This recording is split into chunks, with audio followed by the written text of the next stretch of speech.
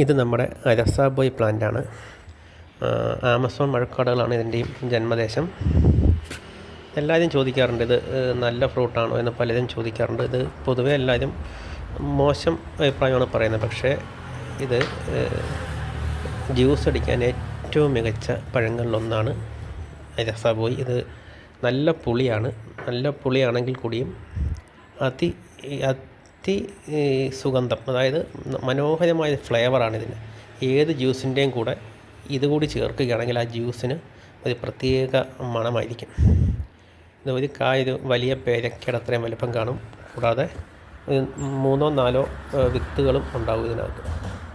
ഈ വിത്ത് നട്ടത് തന്നെ നമുക്ക് 2 വർഷം കൊണ്ട് കായ് കിട്ടും. അധികം വലുതാവുകയൊന്നുമില്ല, കുറ്റിച്ചെടിയായി നിൽക്കുകയും ചെയ്യും. ചട്ടിയിൽ വേണമെങ്കിലും വളർത്താം. എൻ്റെ അഭിപ്രായത്തിൽ ഇത് നാരങ്ങയൊക്കെ പോലെ നമുക്ക് ഉപയോഗിക്കാൻ പറ്റിയ ഒരു ചെടിയാണ്.